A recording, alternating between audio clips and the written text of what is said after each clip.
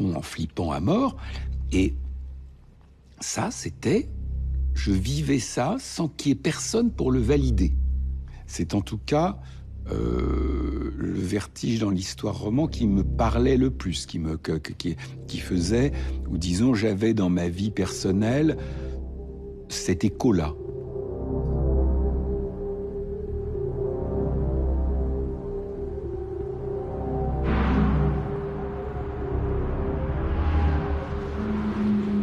Je ressentais de la pitié, une sympathie douloureuse en mettant mes pas dans ceux de cet homme errant sans but, année après année, replié sur son absurde secret qu'il ne pouvait confier à personne et que personne ne devait connaître sous peine de mort. Puis je pensais aux enfants, aux photos de leur corps prises à l'Institut médico-légal. J'avais peur et honte. Il le met quand même depuis le début, cette ambivalence et la honte qu'il ressent à faire ça.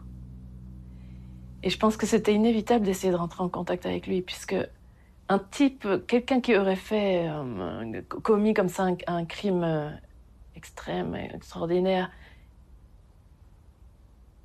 qui serait capable d'être lucide sur son crime, ça nous attire, ça nous apprendrait quelque chose. Moi aussi, ça me fascine, et ça me fait honte que ça me fascine. Ça l'a dégoûté de lui-même. Le terme est employé.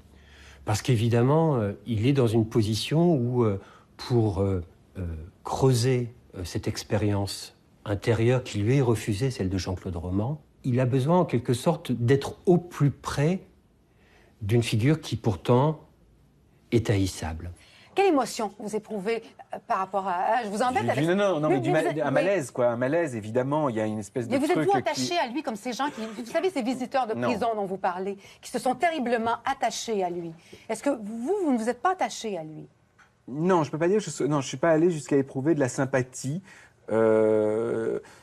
Mais en revanche, une espèce de compassion, oui, bien sûr, bien sûr.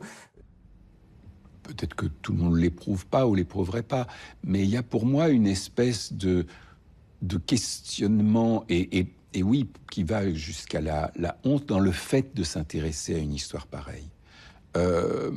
Qu'est-ce que je me disais, mais qu'est-ce que j'ai dans la tête pour être à ce point obsédé par ça depuis des années? Il y a quand même d'autres choses dans la vie auxquelles on peut s'intéresser qu'un type qui a tué toute sa famille après avoir menti pendant 18 ans, quoi. C'est pas un tropisme qui va de soi, ni qui... Et je me disais même, enfin, mes fils, ils étaient petits à ce moment-là, je me disais, mais qu'est-ce qu'ils vont se dire, quoi? Ils vont dire, mais à un moment, je veux dire, si c'est des garçons un peu équilibrés, ils vont dire, mais pourquoi tu t'es intéressé à ça, quoi? Ça va pas, ça.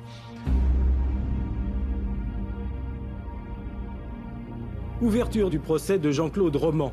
Il y a 3 ans, cet homme avait tué toute sa famille, mais au-delà de ses crimes, c'est un véritable mythomane que les jurés devront juger.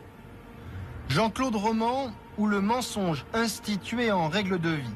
Acteur ou mythomane? Devant un jury populaire, Jean-Claude Roman, pour la première fois, ne pourra plus mentir.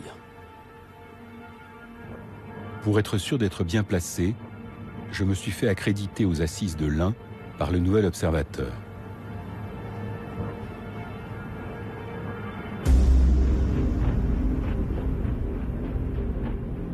L'homme que les gendarmes ont fait entrer dans le box avait la peau cireuse des prisonniers, les cheveux ras, le corps maigre et mou, fondu dans une carcasse restée lourde. Il portait un costume noir, un polo noir au col ouvert, et la voix qu'on a entendue répondre à l'interrogatoire d'identité était blanche.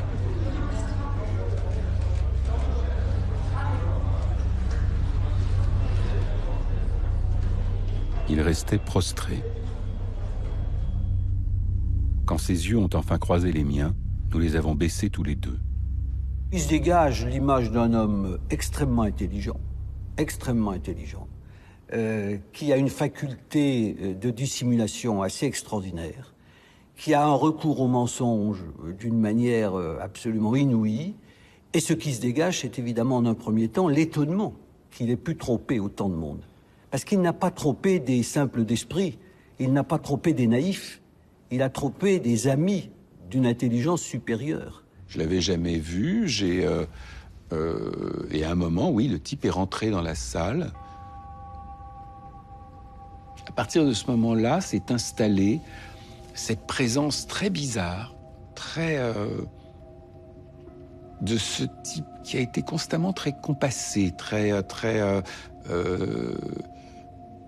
qui arrêtait pas de répéter de façon très polie, et en même temps très... qui comprenait pas, que lui-même ne comprenait pas. On n'a pas tous les jours l'occasion de voir le visage du diable. Ainsi commençait, le lendemain, le compte-rendu du Monde. Moi, dans le mien, je disais d'un damné. On savait qu'il y avait un écrivain, il s'était présenté à nous, il s'était présenté à ce qu'il pensait être une confrérie, les chroniqueurs judiciaires. Bon. Dans mon souvenir, Carrère était très sympathique, plutôt timide et un peu aux fraises sur comment la justice se rend, etc. Donc on lui racontait. Le fait divers est une construction journalistique, est un discours journalistique. Et on oublie souvent à quel point la littérature travaille parallèlement au journalisme, et tout le 19e siècle est un siècle dans lequel les écrivaines et les écrivains publient dans les journaux, dirigent des journaux et sont en permanence en dialogue avec le journalisme. Et c'est exactement ce que fait Emmanuel Carrère à l'intérieur de l'Adversaire. Il se fait accréditer pour suivre le procès, il se fait adouber par un groupe de journalistes tout en produisant un texte littéraire. On est 10 sur la ligne de départ, on est tous à la même enseigne, on est au même endroit, dans le box de la presse, on entend les mêmes choses. Et comment on va les raconter? Donc le livre n'est pas en fait un livre... C'est la vérité de Carrère, ça n'est pas l'affaire. Voilà, c'est sa vérité. Et c'est sa vérité d'écrivain, et donc il la sublime en réalité. Il sublime l'affaire qui déjà est sublime.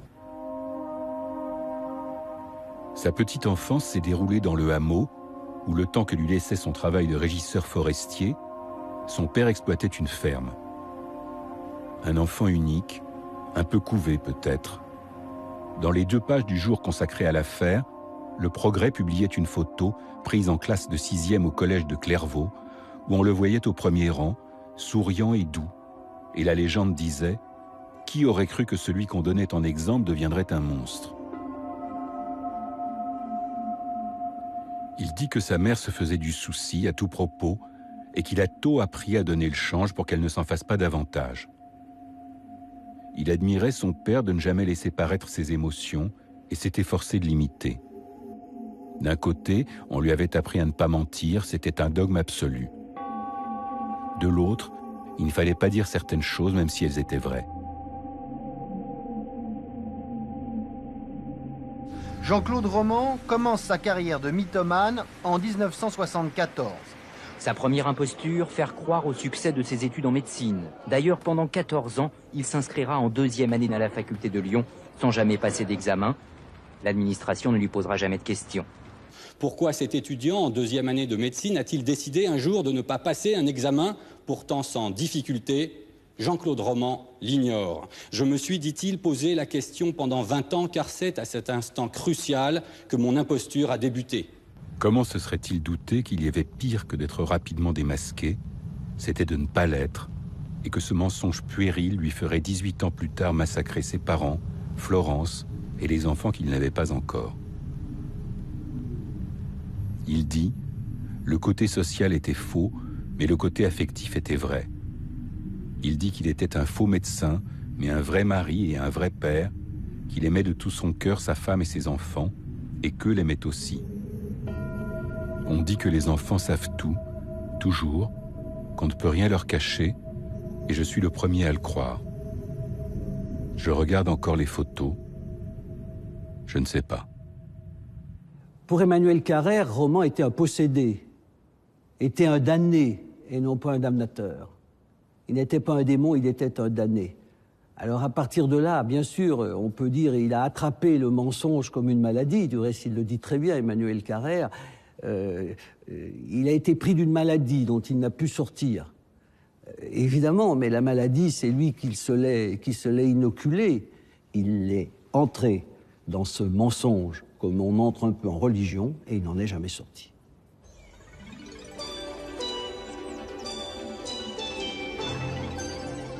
Vous écoutez France Inter, il est 13h.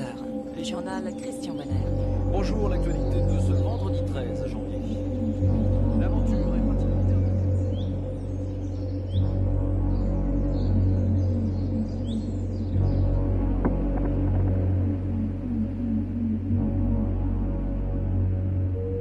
Est-ce qu'il imaginait comment tout cela se terminerait? Est-ce qu'il pleurait le front contre le volant? Ou bien est-ce qu'il ne ressentait rien du tout?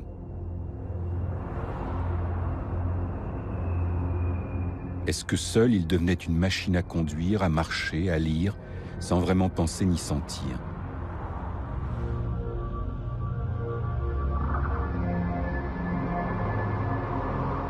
Un mensonge, normalement, sert à recouvrir une vérité, quelque chose de honteux peut-être, mais de réel.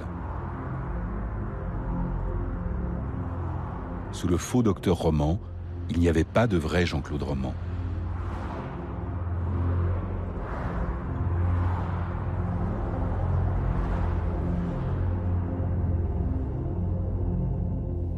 Est-ce que dans la solitude absolue de Roman, est-ce qu'il est honnête avec lui-même? Et là, il y a cette question de la vérité. Est-ce que quand il est seul dans la voiture, quand il marche dans la forêt, ou quand, est-ce qu'il touche plus près cette vérité? Mais on ne sait pas. Hein. Et ça, c'est quand même... là, on touche ce questionnement fondamental. Est-ce qu'il se ment à lui-même? Ou est-ce qu'il a accès à quelque chose qu'il ne nous donnera pas?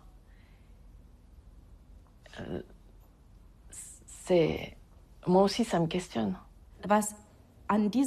L'abîme pour lui, dans cette histoire, c'est la différence entre le masque social et le petit moi, misérable, pitoyable, qui est assis la nuit sur les toilettes, sans rien pour flatter son ego.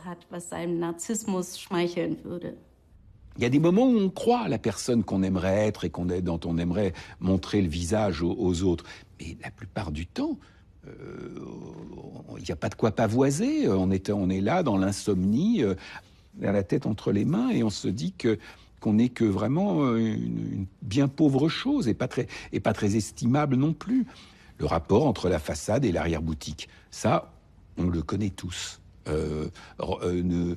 On n'est pas un monstre parce qu'on s'intéresse à ça. Je veux dire, c'est pas être un monstre non plus, mais disons, je me verrais mal passer 7 ans de ma vie sur, je ne sais pas, un serial killer, sur Michel Fourniret.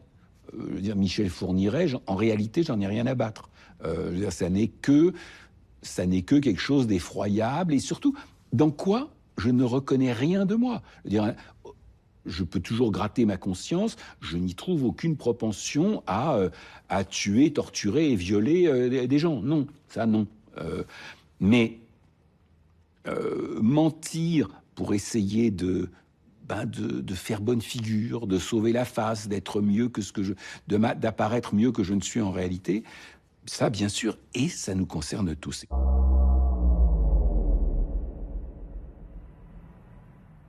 Au procès de Jean-Claude Roman à Bourg-en-Bresse, on a découvert aujourd'hui une autre facette de la personnalité de ce mythomane qui, après avoir menti sur sa vie professionnelle pendant plus de 15 ans, a assassiné toute sa famille. Tout le monde était admiratif vis-à-vis du docteur Roman. Tous avaient une confiance illimitée. Sans salaire, sans travail, il réussit néanmoins à emprunter près de 2,5 millions de francs durant toutes ces années. Et là, effectivement, c'est beaucoup plus décevant parce que tout d'un coup, c'est de la délinquance financière, c'est de l'escroquerie sentimentale, puisque un coup, c'est la famille, un coup, c'est le voisin, etc. On verra d'ailleurs pendant le procès qu'il y a eu la mort suspecte du beau-père, où il y aurait eu aussi échange financier. Et cet aspect-là, en fait, le rend très antipathique.